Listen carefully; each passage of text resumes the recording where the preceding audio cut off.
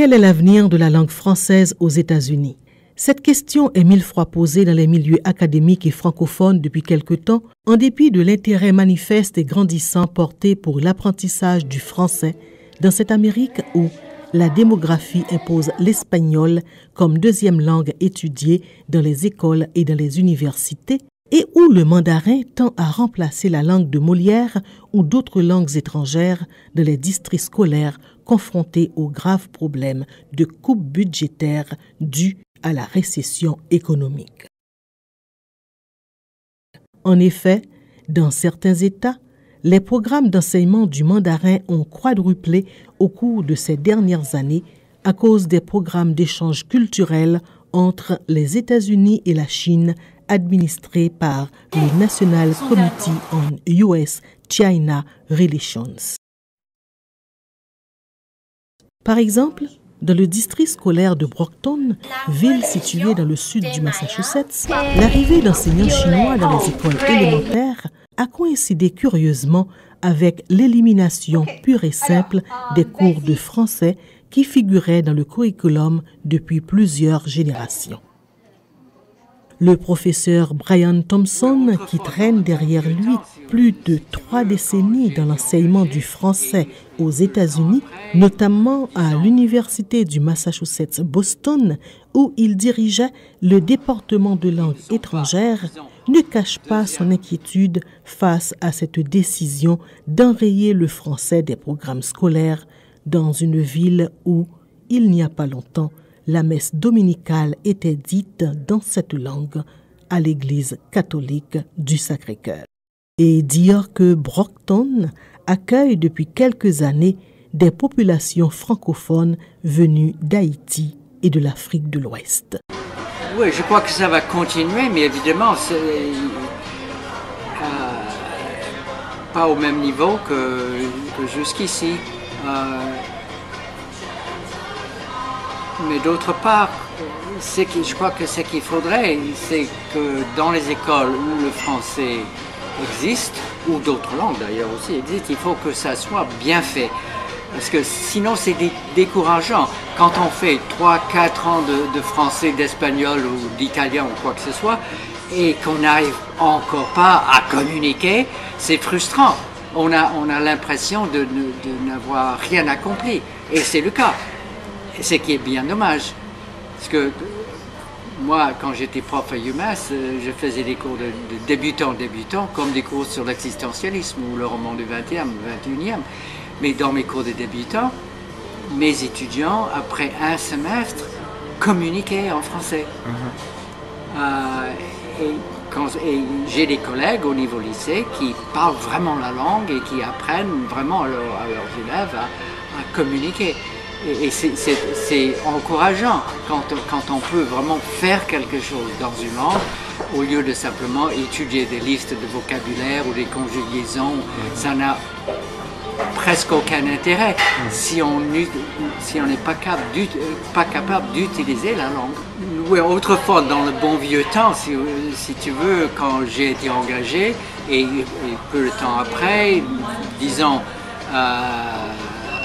début des années 70, par là, on était 22 profs de français à plein temps. Maintenant, il y en a 3 à plein temps. Il y a d'autres profs à mi-temps, etc. Mais enfin, ça fait une différence considérable. Il y avait moins d'étudiants à cette époque-là qu'il y en a maintenant. Autre sujet tout aussi préoccupant pour la francophonie aux États-Unis laisse souvent à désirer, il ne faut pas le cacher, les niveaux de production orale et écrite atteints par des centaines de milliers d'élèves, en d'autres termes, le niveau de français fonctionnel des apprenants après de longs cycles d'études s'échelonnant parfois sur des périodes de 6 à 8 ans. Apprend-on une langue pour passer à succès les examens officiels d'État, remplir les conditions d'accès à l'université ou étudie-t-on le français pour communiquer avec des gens provenant d'autres pays ou de cultures différentes? Pourquoi les programmes traditionnels d'enseignement du français aux États-Unis n'aboutissent pas toujours aux résultats escomptés? Madame Sophie Camard, directrice pédagogique de l'école française de Greater Boston, EFGB, a bien voulu partager avec nous son point de vue de spécialiste. Il y a plusieurs critères et je crois que déjà la plus importante c'est comment on leur a enseigné aussi. Je crois que quand même la plus importante c'est la façon d'enseigner une langue. Parce que même dans un programme d'immersion, on enseigne une langue en fait. On est dans un cadre de langue seconde, c'est pas la langue dominante du pays. Donc il y a un certain nombre de choses qu'il faut prendre en compte. Et d'abord, ça se passe dans la classe. On peut voir plus tard qu'il y a aussi d'autres choses qui rentrent en considération en dehors de la classe, la façon dont la langue est valorisée dans la famille, dans le milieu d'élèves en général. Mais déjà dans la classe, effectivement, il faut utiliser certaines techniques. Il faut utiliser une approche résolument communicative. Donc une approche que, en France, sont plutôt les profs de langue, effectivement, qui ont cette formation-là. Et j'ai pu me rendre compte en travaillant notamment dans les lycées internationaux aux États-Unis, que mettre en application ces techniques quand on est même dans un enseignement traditionnel, ça aide énormément les enfants et ça fait toute la différence.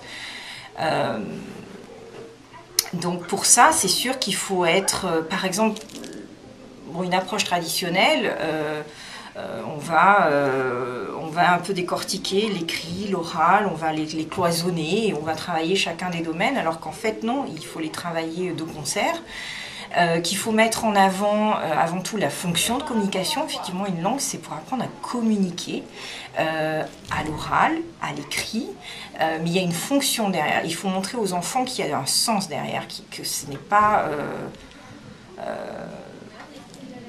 qu'il y a un but, que la langue en soi elle a un but. C'est pas la grammaire, c'est pas la grammaire d'abord. Voilà, et c'est pas la langue juste pour le plaisir de la langue. On veut pas en faire des techniciens, on veut en faire des communicants à ces enfants.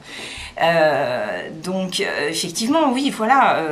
Et c'est vrai que le français est une langue assez complexe. C'est vrai qu'il y a des spécificités du français. Bon, je pense que le seul écueil pour moi que je vois, c'est la conjugaison. Ça, c'est sûr. Là, on passe par du par cœur. Mais à part ça, si on parle de la grammaire, par exemple, effectivement, moi, là, j'ai mis en place donc, un programme, le programme Flamme Locale. Donc, j'ai mis en place le programme. Et donc, on a des unités, on a un programme annuel par tranche d'âge.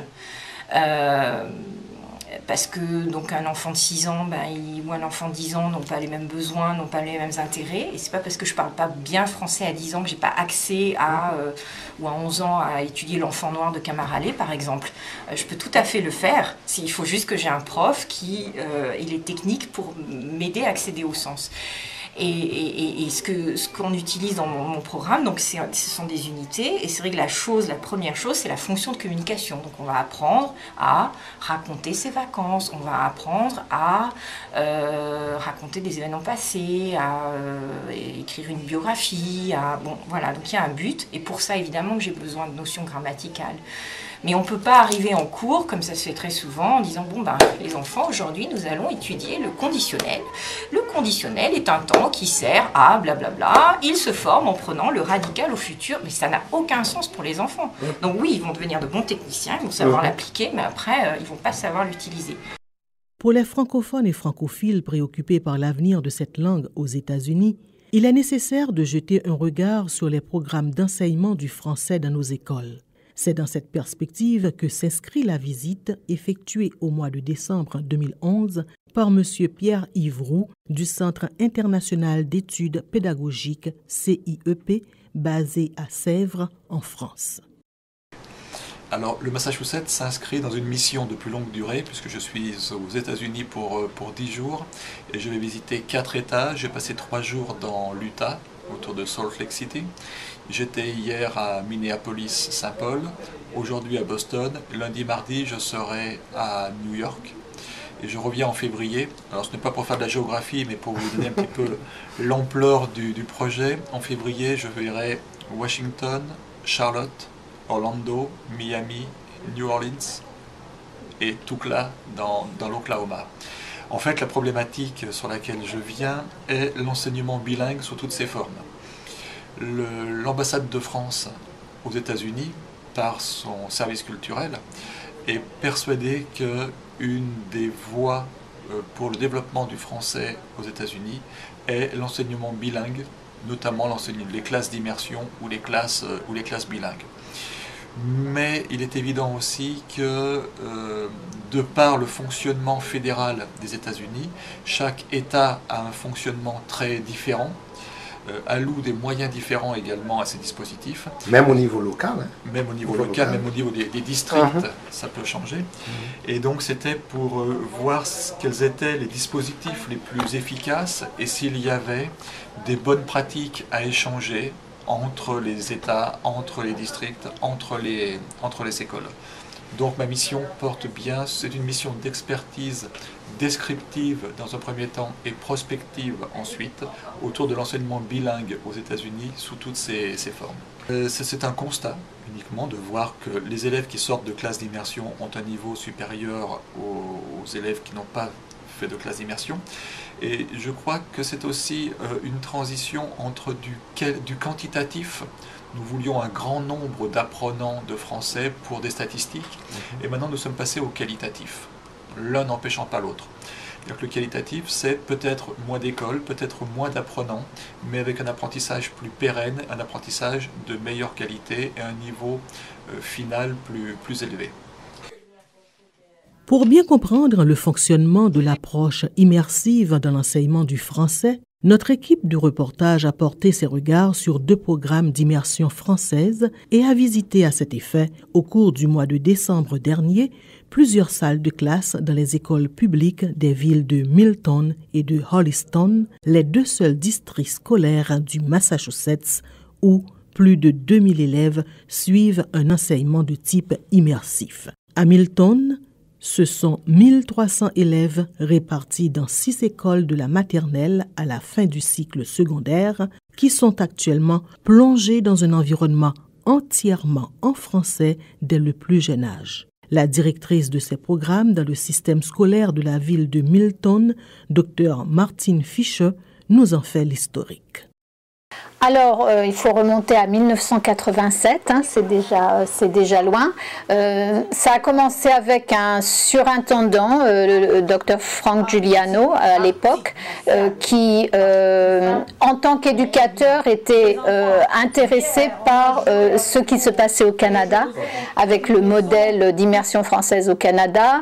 C'est une époque durant laquelle il y avait beaucoup d'études qui sortaient, il y a beaucoup de linguistes qui étudiaient le modèle canadien. Donc je pense que c'est manifestement une influence. Et puis je crois aussi qu'il avait très bien compris l'idée que la maîtrise d'une langue est proportionnelle à la durée de sa pratique, si j'ose dire, dans un contexte communicatif. Donc, dans une classe d'immersion, on ne parle pas français parce que c'est l'heure du français, mais on travaille le français, on travaille en français pour dire quelque chose, pour faire quelque chose. C'est vraiment un modèle multidisciplinaire. Avis partagé par sa collègue des écoles publiques de Holliston, Mme Thérèse Cacaval, qui a rejoint le système scolaire de cette ville il y a plus d'une trentaine d'années. Pour Mme Cacaval, l'immersion est une approche globale de l'enseignement d'une langue étrangère. Elle préfère surtout parler d'acquisition d'une langue seconde pour apprendre les matières scolaires. Dans un programme d'immersion, c'est vraiment un enseignement global de la part de l'enfant. Il est vraiment immergé dans la langue cible. Alors, il est possible d'inculquer dans l'esprit de l'enfant un sens de vraiment de porter une deuxième peau, enfin de développer voilà un autre côté de sa personne et de son essence. Alors, dans un programme traditionnel, on peut immerger les enfants dans la langue, mais vis-à-vis le temps. Voilà. accessible pour l'enseignement, vraiment, il est vraiment difficile d'arriver au même point. On a en tout une douzaine de profs, je crois. On a un prof du jardin d'enfants. On commence à la maternelle avec une demi-journée en français. En première et deuxième année, on a toute la journée dans la salle de classe en français et aussi des classes spéciales en dehors de la salle de classe qui sont menées en anglais, dirigées en anglais, vu le fait qu'il n'existe pas de prof qui puisse parler français pour ces classes spéciales. Dès la troisième année, on a un système proprement dit bilingue, où il y a la moitié de la journée en français, la moitié en anglais, avec deux profs différents qui parlent les deux langues pour les élèves, et les élèves qui changent de salle de classe à mi-journée, voilà, à midi.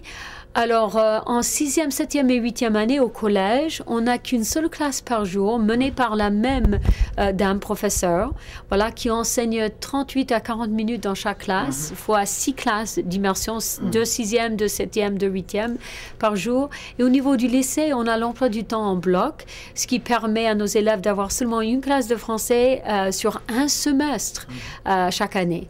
Alors, c'est difficile, mais il ranime cet intérêt en français dès, je crois que je dirais, l'année junior, donc première. Et en terminale, on fait l'examen AP et puis par la suite, on va à l'université. On a de grands succès dans le programme et beaucoup de cas d'enfants, d'élèves qui finissent par se spécialiser en langues étrangères, que ce soit le français ou que ce soit une troisième langue. Alors, est-ce qu'il y a quelqu'un qui veut lire le premier paragraphe? Emily, tu peux cette fois-ci. C'est le cas de mademoiselle Megan Forcarelli, qui a fait ses études primaires et secondaires en français et en anglais dans les écoles publiques de Milton.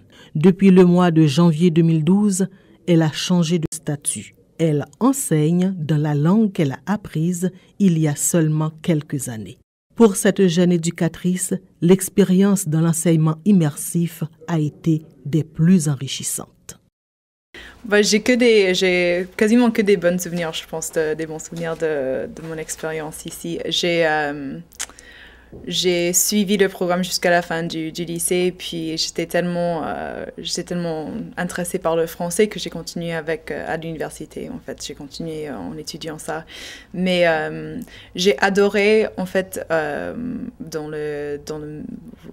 au collège, middle school, on avait des cours des humanités en français. Et c'est ça, certaines de mes meilleures expériences, parce qu'on a appris la culture française, l'histoire du monde, mais en français. Et j'ai appris les choses qu'à ce jour, je me souviens toujours. C'était la religion, la culture mondiale, mais aussi en français. Donc, c'était quelque chose que j'ai appris beaucoup de choses que j'apprécie, que je pense que des fois, ça manque dans les élèves qui n'ont pas suivi le programme d'immersion. N'avaient pas ces mêmes expériences. Donc, je me sentais privilégiée pour avoir ces connaissances. En fait, j'ai pas beaucoup de souvenirs de la difficulté à la maison. Mais c'est vrai, mes parents parlent que l'anglais. Mais moi, je suis l'aînée de 4, en fait. Et on a tous fait le programme de Milton. Donc, après moi, c'était plus facile. Je pense que moi, j'étais la plus difficile. Mais après, il y avait moi pour aider mon petit frère. Et puis après, pour aider mes petites sœurs. Donc, on a tous fait. Et mes parents étaient tellement contents avec la façon dont ça s'est passé avec moi qu'ils ont continué ça avec mon frère et mes sœurs. Donc, je pense que c'était... En vieillissant, en devenant plus âgée, j'ai appris, j'ai rendu compte à quel point j'étais heureuse que j'avais fait ça. Et je voulais pouvoir enseigner aux petits, aux élèves, et les donner les mêmes expériences que moi j'ai eues en tant qu'élève. Parce que moi j'ai tellement eu de bonnes expériences et j'ai appris tellement et j'ai pu vivre en France, j'ai pu faire plein de choses à cause de ce programme d'immersion. Donc, je voulais enseigner, pouvoir redonner un peu ce que ça m'a donné en tant qu'élève, je pense.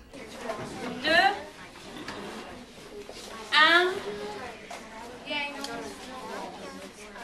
et 0. OK. Formez une queue bien étroite. Le comportement parfait. Anan, tu peux prendre ta place, s'il te plaît?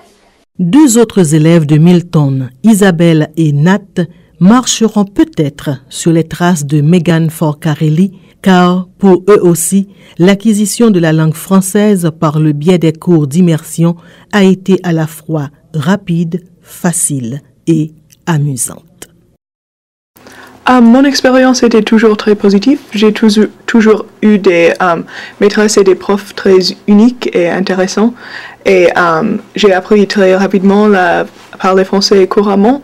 Et avec mon petit frère et petite sœur, on se parle toujours français maintenant et nos parents ne nous comprennent pas. C'est très amusant. Je peux parler français couramment. Je suis bilingue. C'est très agréable et je peux parler français avec mes amis et ma famille et j'aimerais dans le futur aller visiter la France et parler français avec les gens.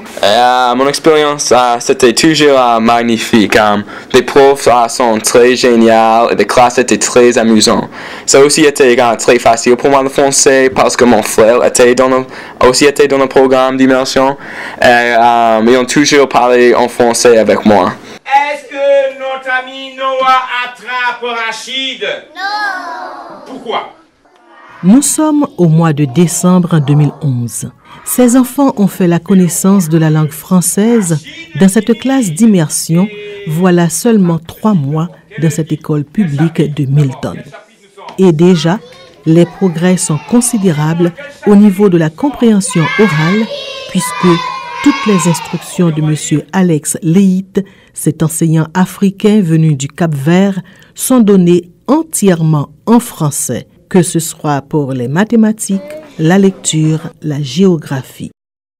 Et aucun problème de communication entre ces heureux enfants et M. Lyon, comme l'a constaté M. Pierre-Yves Roux, du Centre international d'études pédagogiques CIEP lors de sa visite dans les écoles de Milton. Alors effectivement, ce matin j'étais à Milton et à Holliston cet après-midi, donc j'ai pu voir tous les établissements de l'État qui proposent ce type de classe d'immersion.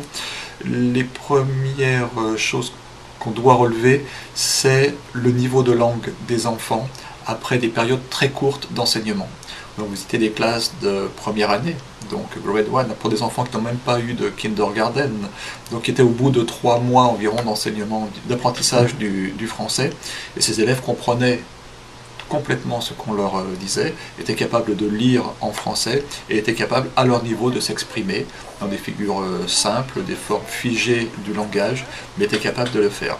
J'ai remarqué également un enthousiasme des équipes qui travaillent sur ces projets. Les coordinatrices, les personnes qui gèrent ça, les chefs d'établissement et les enseignants. Tout le monde est très volontaire, tout le monde reconnaît que c'est beaucoup de travail, tout le monde dans un premier temps, mais que les résultats sont à la hauteur de l'énergie qui est dépensée pour ces classes. Lyon, j'ai fini. Alors tu prends le livre, tu lis en silence et tu vérifies si tu n'as pas fait des fautes. Ok. Tu as 2? Waouh, super. Oui. Dans cette classe, vous Et travaillez 2 très frères. bien. Et tu as 2 frères? Oui. Oh, d'accord. Comment ils s'appellent? J'ai oublié. Kelly.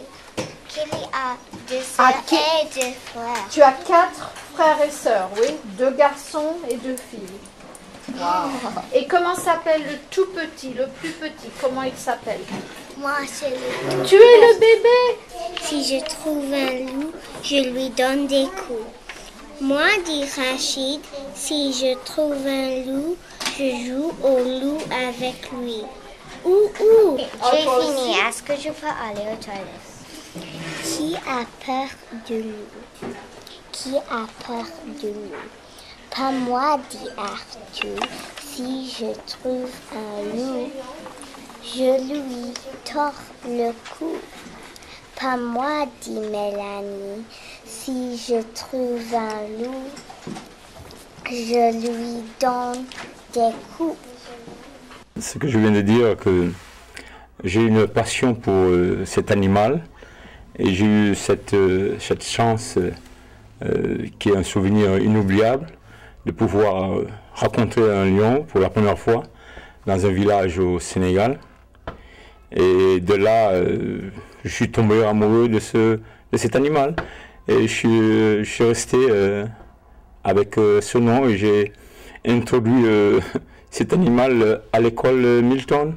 Et j'ai préféré que les enfants m'appellent Monsieur Lion. C'est parce que je sais que les enfants adorent les animaux. Et c'est à travers cette philosophie que je pense qu'avec changer Lion et Monsieur Professeur, il y a une distance quand on parle professeur. Et je n'aime pas tellement ça. Quand vous voyez par exemple le film Madagascar, le lion, alors les enfants, vraiment, ils adorent ça. Et quand je suis venu avec ça, les enfants ils sont automatiquement vu cette image, voilà. Monsieur Lion est devenu Monsieur Lion. Non, alors c'est une astuce que j'ai ici dans la classe et les enfants le savent. Alors quand ils parlent l'anglais, je dis aide Monsieur Lion, trouve un petit mot en français, Monsieur Lion va comprendre ta phrase en anglais. Alors les enfants cherchent. Et c'est de là, même quand ils sont avec maman, ils disent maman, non, monsieur Lé ne parle pas anglais. Attends, il va me dire, je vais te transmettre. Alors je parle, et souvent avec les parents, je m'adresse à l'enfant. Et l'enfant essaye de transmettre le message au papa. Et pour vous, ça marche? Ah ben ça marche, voilà. J'évite de parler l'anglais. Et ça marche. Parce que les enfants cherchent. Ils cherchent. Alors, je ne vais pas leur demander, bien sûr, de me donner une longue phrase en anglais. Non, alors je demande un mot. Dis-moi un mot. Tu vas aider ton ami. Toujours ami. Je ne dis jamais professeur. Tu vas aider ton ami, Monsieur Lion, à comprendre ce que tu veux dire. Et de là, les enfants prennent l'habitude à utiliser le français. C'est ça mon astuce à moi. Cette approche crée une ambiance de travail qui facilite non seulement la compréhension de cette nouvelle langue, mais aussi et surtout la production orale de ces jeunes apprenants visiblement motivés et prêts à s'embarquer chaque jour dans une sorte d'aventure en appliquant sans complexe le savoir acquis dans un contexte communicatif et interactif. Tout le monde, elle est contente. Oui, contente. Elle est contente. Je suis contente. Maintenant, attends, on va faire pour Mackenzie une phrase pour Ewin avec le verbe être. Est-ce que tu vas dire il ou elle? Alors elle, une jolie phrase pour Ewin. Non, plus fort, Mackenzie, plus fort, on n'entend pas bien. Elle est... Ok, elle est à la maison. Mais est-ce que Ewin est à la maison? Non! Où est Ewin? Elle est à l'école. Oui, mais elle est où à l'école? Mais où? Dans la classe. Elle est dans la classe. Avec qui? Mackenzie, avec qui Ewin est dans la classe? Monsieur Lion, seulement avec Monsieur Lion? Avec qui? Des amis, avec qui? Tout le monde? Les amis!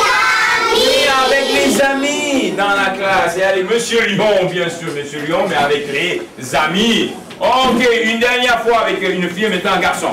Oh, Alagia. Qui veut faire une phrase pour Alagia?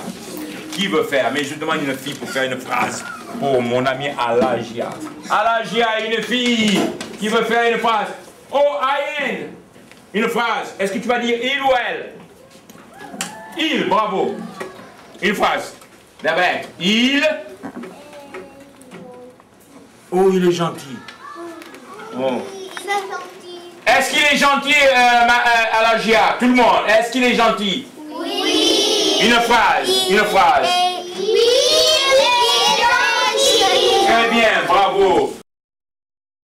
Dans ces classes d'immersion, ces jeunes écoliers n'apprennent pas le français, mais plutôt en français, c'est-à-dire acquièrent cette langue en étudiant toutes les matières figurant dans le curriculum de l'établissement scolaire qu'ils fréquentent. Contrairement au programme traditionnel d'enseignement classique où l'apprentissage de cette langue est focalisé beaucoup plus sur les structures grammaticales et la compréhension que sur la production orale. Mais l'objectif premier ici, c'est pas d'enseigner la langue française, c'est d'enseigner d'enseigner la lecture, d'enseigner l'écriture, d'enseigner les sciences sociales en utilisant le français. Le français, c'est un outil, c'est pas le but premier de l'enseignement que je fais chaque jour. Alors pourquoi tu penses qu'il n'est pas responsable?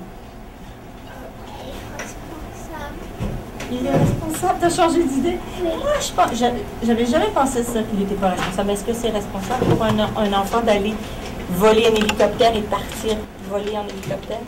C'est responsable? Non. Non, c'est pas responsable, on est trop petits. Est-ce que toi, tu es capable de piloter un hélicoptère? Non. Puis t'as 8 ans comme Luc, alors est-ce que tu penses que Luc, il est capable de piloter un hélicoptère? C'est tout à fait irresponsable. C'est pas responsable. C'est le contraire de responsable. Je suis d'accord avec toi, Elisabeth. Il n'est pas responsable, Luc. Il n'aurait pas dû aller dans un hélicoptère. Et en plus, non seulement il est allé dans un hélicoptère, mais il a piloté un hélicoptère dans le feu. Pas un garçon responsable, mais c'est un garçon qui vraiment a besoin de devenir plus responsable. Quel est ce mot? Brave. Tu penses que Luc, il est brave? Regarde ce que j'ai choisi comme image pour brave. Qu'est-ce qui se passe? Oui. Raconte-nous ce qui se passe. Le chat pour le chien. Le chat quoi? Le chat marche le chien. Marche devant les chiens. Puis il y en a combien de chiens? Plusieurs. Il y en a plusieurs. On ne peut même pas les compter. Alors il y en a plusieurs. Tu vois? C'est brave. Tu penses que Luc, il est brave, Kevin? Oui.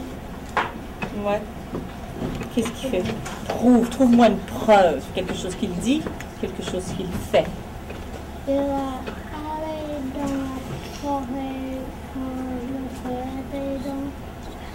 Il était allé dans. C'est vrai, il s'est aventuré dans la forêt quand la forêt brûlait. C'est vrai que c'est brave. Est-ce que tu penses que c'est brave, Elisabeth? Qu'est-ce qu'il n'y a pas lu de mots? Toi, Elisabeth, tu as lu responsable. Qu'est-ce qu'il n'y a pas lu? Kev, qu'est-ce que c'est ici?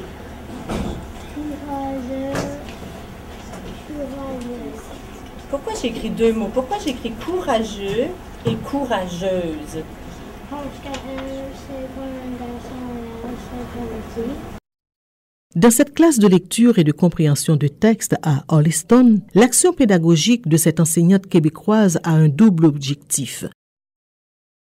Assurer à la fois le développement linguistique et cognitif de ses élèves. Les notions de grammaire sur l'accord des adjectifs et le genre des noms sont enseignées ici dans un contexte communicatif qui facilite la compréhension et surtout l'application de ces concepts qui, très souvent, n'existent pas dans la langue maternelle de l'apprenant. Combien de fois par jour nos profs de français doivent utiliser tout leur savoir-faire pédagogique pour trouver la bonne réponse à cette question? Pourquoi chemisier porté par les femmes et les filles est masculin alors que la chemise que portent les hommes et les garçons est féminin? Les objets ont-ils un sexe en français puisqu'ils sont du genre masculin ou du genre féminin? Ces questions ne semblent pas être trop compliquées pour Francky Dubois, cet enseignant français tombé amoureux des États-Unis lors d'un voyage en Amérique du Nord avec ses élèves français et qui a découvert les vertus de l'enseignement de type immersif en Louisiane où il a enseigné dans le cadre du programme Codophile. Il fait partie depuis quelques années des cadres du programme d'immersion dans le système scolaire de Milton. Alors en fait, on va garder une base commune dans la pédagogie de l'enseignement, c'est-à-dire on va structurer sa leçon comme on l'aurait fait en France, sauf qu'on va apporter beaucoup plus d'outils. On va parler d'outils, je parle moi en tout cas d'outils de dépannage, c'est-à-dire quand on enseigne, on doit avoir recours bien entendu à l'oral, à tout ce qui est visuel et aussi à tout ce qui est manipulation, le kinesthésique en fait. Et on va renforcer beaucoup plus l'image, le kinesthésique dans l'enseignement à destination d'enfants qui ne sont pas natifs de la langue. Et il va falloir vraiment amener beaucoup d'images, beaucoup de sons, beaucoup de vidéos, beaucoup de manipulations de façon à pallier les manques de vocabulaire, par exemple. On peut montrer quelque chose sans forcément pouvoir le nommer, au départ en tout cas. Et parce que je montre à un enfant, voilà, ça se fait comme ça, un geste, une action, il va en déduire un verbe, par exemple. Nous avons dessiné nos chambres. Au mois de décembre dernier, nous avons visité à Milton l'une des classes de sciences sociales de Francky Dubois où ses élèves expliquaient à leur façon une publicité sur 2 machines à laver. L'éléphant, il veut dire qu'acheter le 1 de droite parce que c'est plus solide que le 1 sur de gauche. Que celui de la gauche. En effet. Tout le monde lit ensemble? Voici 2 éléphants assis sur 2 tambours dans un mur. Bien. Est-ce qu'on doit tout écrire? Non, qu'est-ce qu'on fait pour le moment? Les numéros, exactement. D'accord? Tu fais correspondre les numéros des boîtes avec des numéros que tu donnes aux autres boîtes. Quand on aura vérifié, on copiera.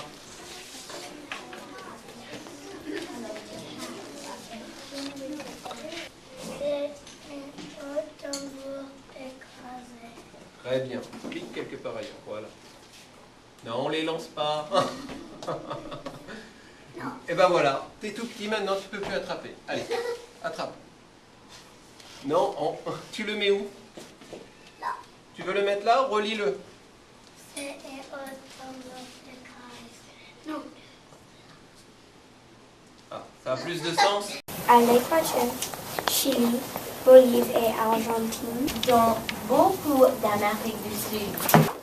Et aussi leur gouvernement. Nous sommes maintenant à Holliston, dans une classe d'histoire-géographie. Les élèves de Mme Jane Zimovich étudient les civilisations des Mayas, des Incas, des Aztèques du Mexique au moment de l'arrivée des Espagnols à la fin du XVe siècle. Religion, démographie, système économique et politique, us et coutumes, rapports avec les conquérants européens et conséquences de leur invasion.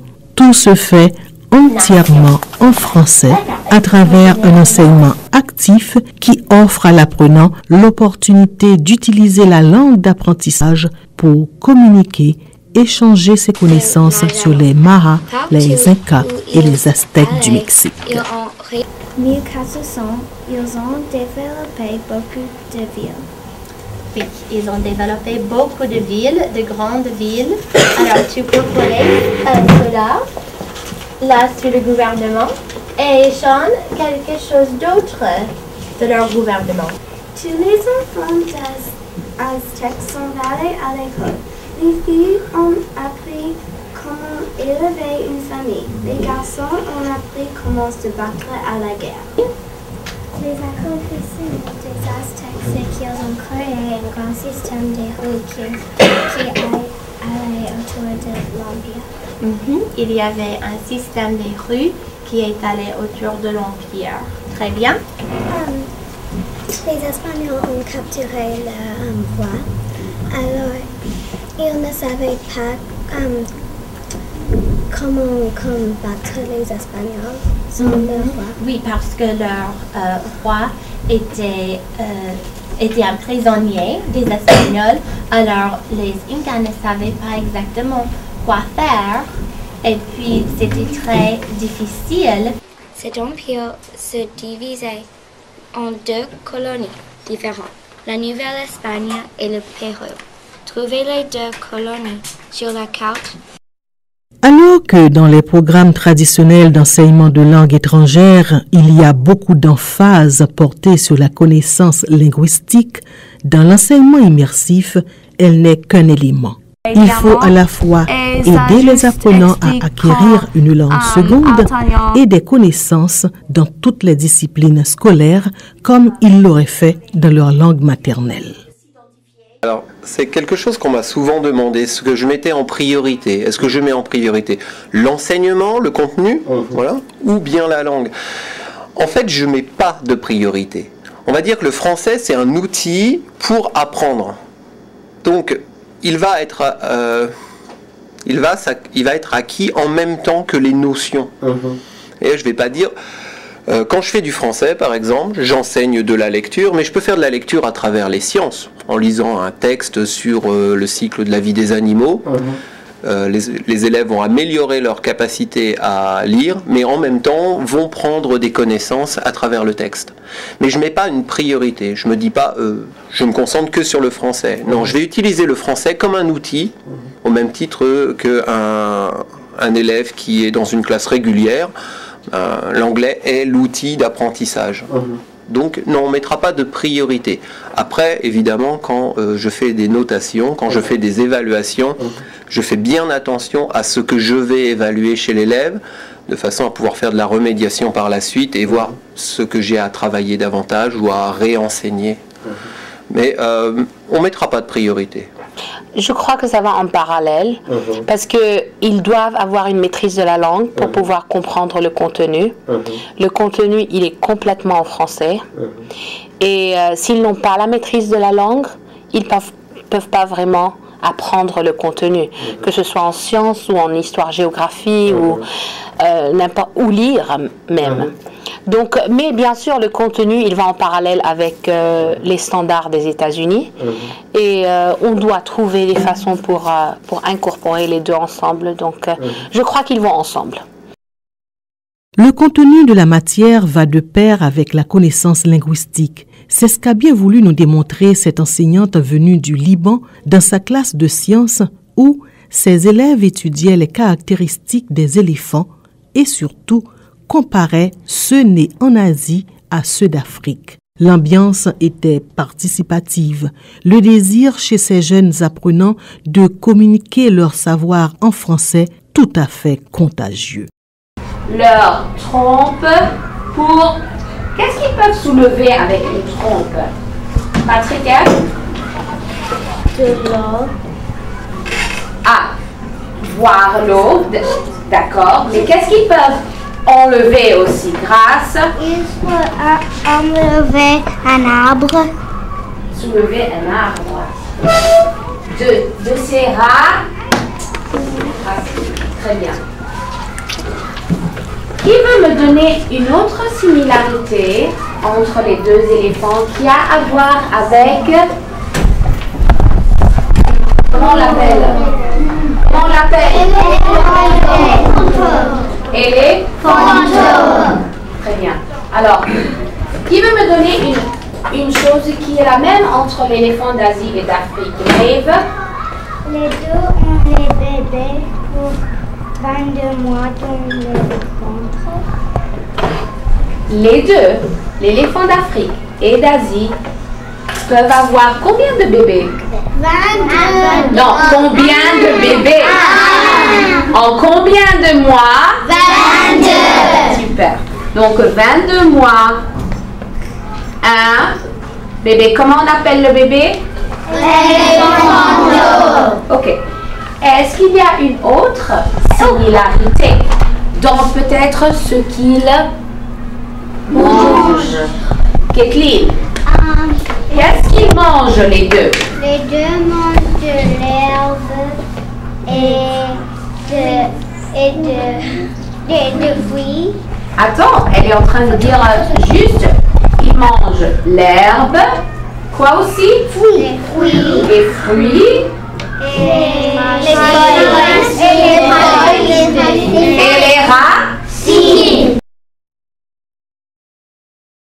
À écouter ces jeunes élèves s'exprimer en français de façon spontanée après seulement quelques années d'apprentissage de cette nouvelle langue dans un environnement anglophone, il y a vraiment lieu d'être optimiste quant à l'avenir de la francophonie aux États-Unis. Mais bien avant, il faut analyser avec les principaux acteurs les facteurs qui contribuent au succès des programmes d'immersion. Si j'avais à isoler un facteur, je pense que c'est l'engagement que les parents ont face au programme. Les parents sont très soutiennent le programme de façon extraordinaire. On fait des rencontres on organise des rencontres de parents. Les parents sont là à 100%. Vraiment un soutien parental tout à fait exceptionnel. Et je pense que le succès vient de là. J'aime le programme d'immersion parce que je crois que les élèves apprennent vite en maternelle parce qu'ils commencent en maternelle et ils parlent toujours en français jusqu'à la 5e année. Alors ici, je peux enseigner de la géographie, de l'histoire en français et ils comprennent. Et aussi, je peux leur parler toute la journée en français et je pense que il y a beaucoup d'avantages aussi pour les élèves, même en anglais, quand ils apprennent une autre langue. C'est le fait qu'on commence très tôt. Un enfant, par nature, il est curieux. Et donc, s'il veut satisfaire en fait sa curiosité, il va avoir besoin de l'outil de communication. Et parce qu'il veut communiquer avec nous, en fait, il va acquérir la langue, il s'intéresse, il se concentre peut-être même plus que s'il était dans une classe régulière. Il doit bien faire attention au sujet évoqué, à ce dont on parle. Et donc, il se concentre énormément sur la langue pour pouvoir être capable lui-même de communiquer et de participer, parce qu'il a envie de participer. On a vraiment la chance d'avoir des enfants qui sont extrêmement motivés, mais ils n'arrivent pas le matin en se disant « je viens apprendre le français ». Ils viennent à l'école pour apprendre des choses, voilà, du français. Et donc, à la limite, ça va, on retombe sur la question de la priorité. Il vient apprendre parce qu'il a soif d'apprendre, tout simplement. Il est curieux et les activités qu'on leur propose sont aussi assez dynamiques pour susciter l'intérêt. Ils ont envie de participer. Et s'ils n'acquièrent pas la langue, ils ne pourront pas participer. Ils se sentiront à part. Donc de toute façon, ils vont faire attention pendant la leçon et ils vont acquérir. Et très vite. Et c'est d'ailleurs, ça m'a vraiment surpris parce que je peux comparer deux programmes.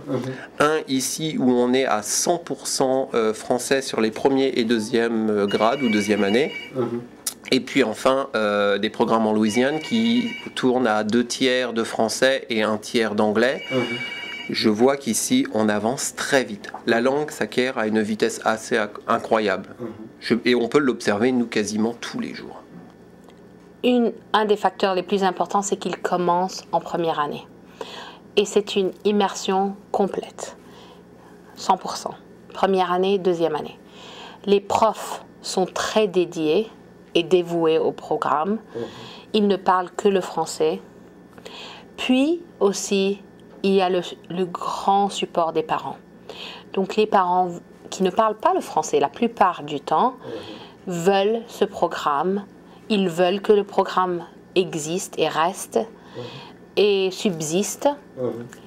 Et ils font tout pour supporter la classe et le prof et le programme. Donc, mais je crois que les profs sont le plus grand assez, ou bien le plus grand positif et le facteur le plus important dans tout ça. Parce qu'ils viennent de pays francophones, ils parlent le français tout le temps avec les enfants aussi. Donc.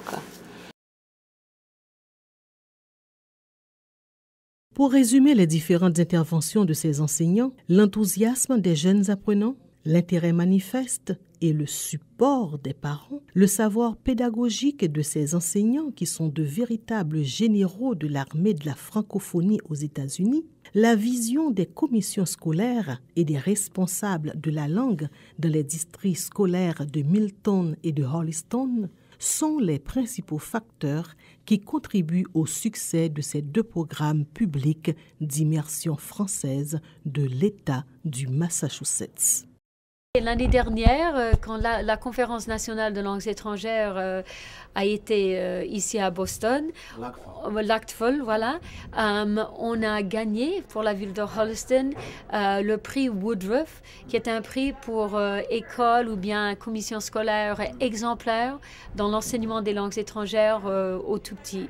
Alors, on en est tout fiers parce que, voilà, on est là depuis 33 ans avec le programme d'immersion et depuis, voilà, 80 1998 avec un programme d'espagnol pour tous les enfants qui ne sont pas inscrits en immersion. Donc, on a gagné ce prix non pas seulement pour l'immersion, mais pour le fait que nous offrons des langues étrangères à tous les enfants dès les premières années à l'école. Oh là là, question très difficile. Ça doit être les élèves, la motivation des élèves, les réponses des élèves, les élèves qui nous écrivent bien après les années universitaires, qui nous communiquent leur succès dans la vie et les résultats de ces études, qui nous disent, même à part le fait que j'ai appris le français, j'ai appris à faire partie d'une communauté linguistique et culturelle différente de celle qu'on trouve dans toutes les villes aux États-Unis. Et pour ça, c'est un prix. Alors, on adore recevoir les résultats de nos élèves et puis leur succès dans la vie. Je crois que c'est vraiment la prime, c'est le sommet de la satisfaction, savoir ce qu'ils font de leur-même et ce qu'ils deviennent dans les années bien après le lycée. Il y a vraiment lieu d'être satisfait du succès de ces apprenants du français qui sont venus élargir cette grande famille francophone présente sur tous les continents. Cependant, ce satisfecit ne doit pas nous empêcher d'aller plus loin en soulignant les principales raisons qui expliquent que seulement 2 districts scolaires dans le Massachusetts offrent des programmes d'immersion. L'enseignement immersif est difficile à mettre en place. Le maintenir au fil des années l'est encore davantage, comme l'explique Dr. Martine Fischer. Le mot maintenir est crucial ici. Il y a d'abord un gros travail de communication sans cesse renouvelé, puisque chaque année nous accueillons de nouveaux parents qui vont être plus ou moins nerveux pour de bonnes raisons face au programme d'immersion. Chaque année, nous avons aussi des parents dont les enfants rentrent dans une nouvelle classe, donc les modalités du programme changent d'année en année. Donc c'est aussi une autre chose à faire systématiquement. Il y a un gros travail de coordination avec nos collègues anglais, bien évidemment, puisque le principe de l'immersion, c'est d'enseigner le curriculum, le programme officiel avec une langue d'instruction différente. Donc beaucoup de coordination de ce côté-là. Et puis on n'enseigne plus le français aujourd'hui comme on l'enseignait en 1987 quand le programme a commencé. Donc un grand travail de mise à jour pédagogique, la technologie n'est plus la même. Et enfin je dirais qu'une dernière difficulté, c'est probablement le recrutement des professeurs. Puisqu'il nous faut non seulement du personnel francophone de haute qualité, des personnes qui maîtrisent vraiment très bien la langue française, mais il nous faut aussi des professeurs élémentaires, de l'élémentaire et du secondaire certifiés. Donc ça, c'est toujours un peu difficile. Enseignant francophone ou parlant couramment le français limite peut-être la mise en place des programmes d'immersion française dans les écoles publiques des États-Unis.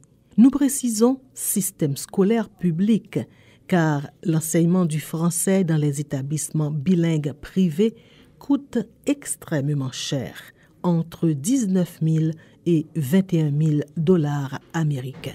À l'instar de sa collègue de Milton, Martine Fischer, la directrice des programmes d'immersion de Holliston évoque, elle aussi, les difficultés à recruter sur place des instituteurs qualifiés pour cet enseignement spécial. Les difficultés sont nombreuses. Moi, je dirais, numéro 1, il y a un manque de profs qui soient capables de parler français et de mener une classe au niveau élémentaire. Nous insistons sur le fait qu'on obtienne le certificat, pour enseigner à l'élémentaire et qu'on parle couramment français. Mais parler couramment, ça change de classe en classe. Alors, parler, aussi bien que possible et aussi, avoir le certificat. Il y a le contenu. Le contenu est très important. Nous livrons un contenu de curriculum qui est vraiment comparable au contenu de curriculum dans les classes anglophones ici. Il est entièrement indispensable que nous apprenions à nos élèves les mêmes concepts, etc., en sciences humaines, mathématiques, etc. Vous venez de voir une classe de maths en première année. Alors, c'est le même curriculum exact que ce qu'on livre dans les classes anglophones.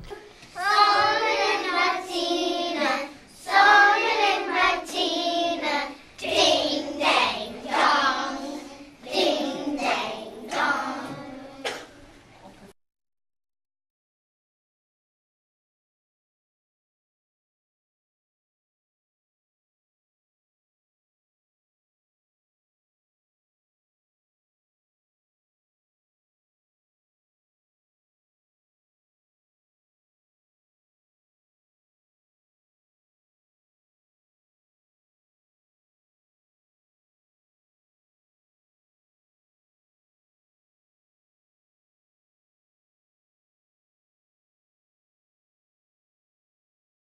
L'avenir de la